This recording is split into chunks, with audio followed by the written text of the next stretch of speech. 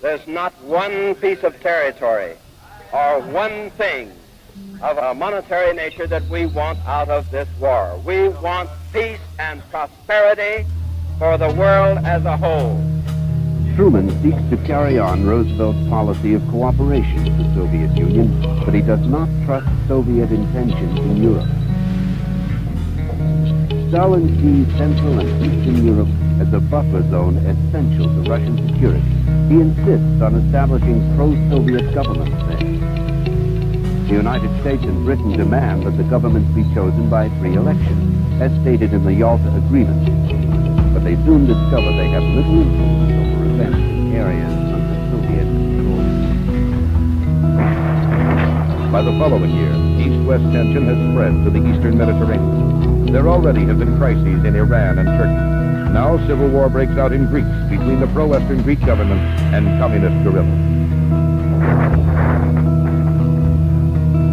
Historians will argue the origins of the Cold War, but to President Truman and his advisors, the situation is clear. They believe that only firm and dramatic action will avoid another European disaster. They are, as Dean Atkins puts it later, present at the creation of the post-war world. They decide on a policy of containment, of preventing the spread of communist governments to nations not under communist control. The free peoples of the world look to us for support in maintaining their freedom. We must take immediate and resolute action.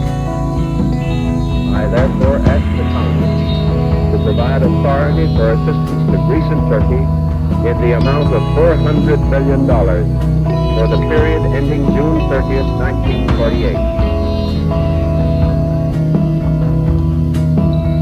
In Western Europe, the post-war economic crisis threatens political stability. Poverty and hunger lead to demonstrations and violence in the streets. There's no doubt. Secretary of State Martin proposes a massive program of economic assistance, provided the European countries can agree on a common program. Senator Arthur Vandenberg, a former isolationist, takes the lead in creating bipartisan support for the Marshall Plan and for a Senate resolution favoring collective measures for Western security. By 1948, communists achieved power in Hungary, Bulgaria, Romania, and Poland. In February, they take over in Czechoslovakia as well. Within weeks, the non-communist foreign minister, Jan Martin, died mysteriously in the fall of his departure from officially is designated suicide, but many in the West doubt it. June. Stalin institutes a blockade of West Berlin, trying to force the Western powers to abandon the city. West Berlin is without fuel and faces starvation. The British and Americans respond with an airlift which many consider impossible. By October, their planes are bringing 4,000 tons of food and fuel to West Berlin each day. This remarkable feat avoids a military confrontation and eventually forces Stalin to end the blockade. 1949, the United States joins the peacetime military alliance for the first time in history, the North Atlantic Treaty.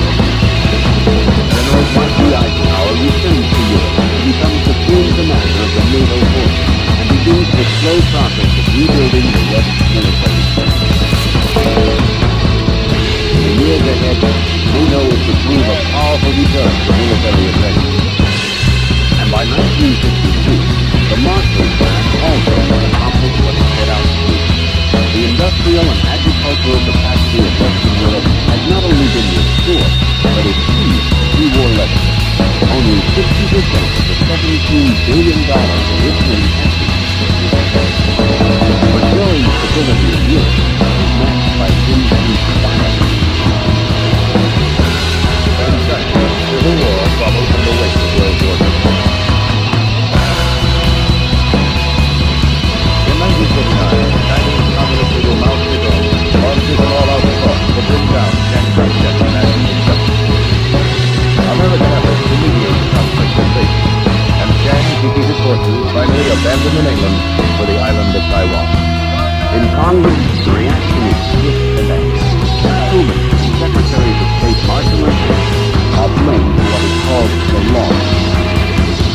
that the Russians now have to recover bombs as to a series of sensational findings.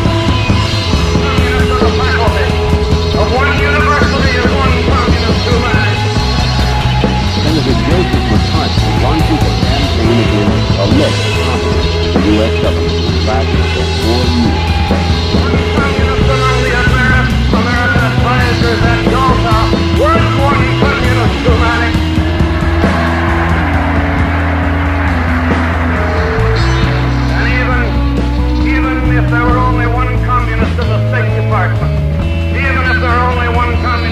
Department, that would still be one communist too many.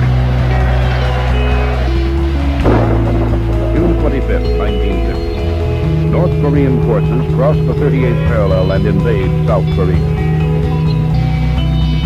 Truman sends American troops to aid the South Koreans. And they soon become part of a United Nations Army there, under the command of General Douglas MacArthur. The UN forces occupy most of North Korea, but as they approach the Manchurian border, Chinese troops enter the battle.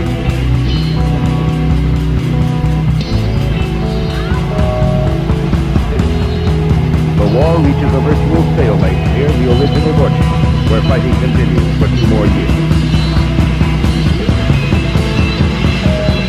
On July 27, 1952, an army was done. Some say it is peace without victory.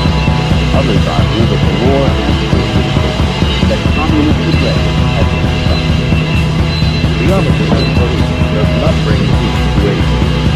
In Indochina, France attempts to reestablish its colonial rule.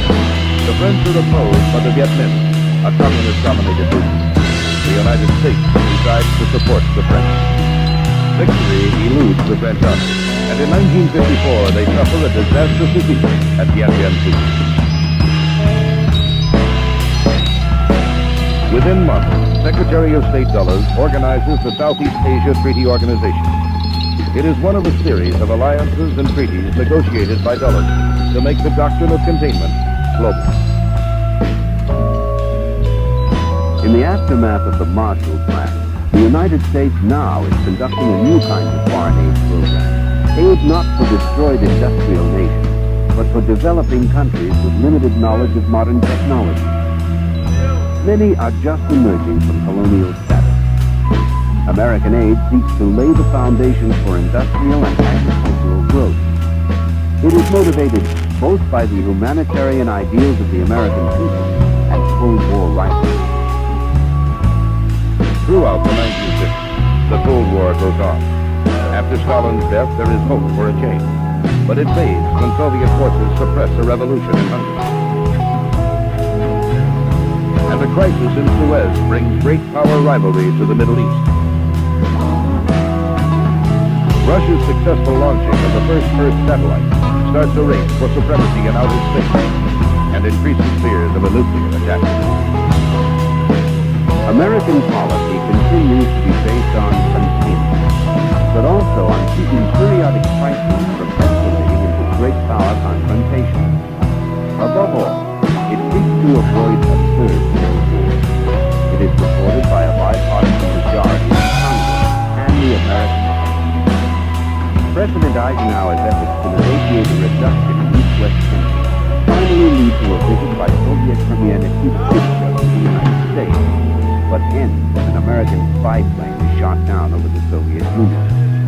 As the 60s begin, there are new confrontations in Africa and at the United Nations. An American effort to overthrow Cuban Premier Fidel Castro is a disaster, and President Kennedy accepts responsibility. A summit meeting in Vienna failed to avoid another crisis in Berlin. The communists build a wall to stop the flow of refugees to the west. October 22nd, 1962. President Kennedy confirms reports that the Soviet Union is installing missiles with nuclear warheads in Cuba. All of this attention build-up, a strict quarantine on all offensive military equipment under ships to Cuba being initiated. All ships of any kind bound to Cuba, from whatever nation or port, will be found to contain cargoes of offensive weapons and turn back. It shall be the policy of this nation to regard any nuclear missile launched from Cuba against any nation in the Western Hemisphere as an attack by the Soviet Union on the United States. October 28th, 7 days after Kennedy's announcement, Khrushchev agrees to dismantle the missiles and withdraw them from Cuba. The crisis is over. Both sides have faced squarely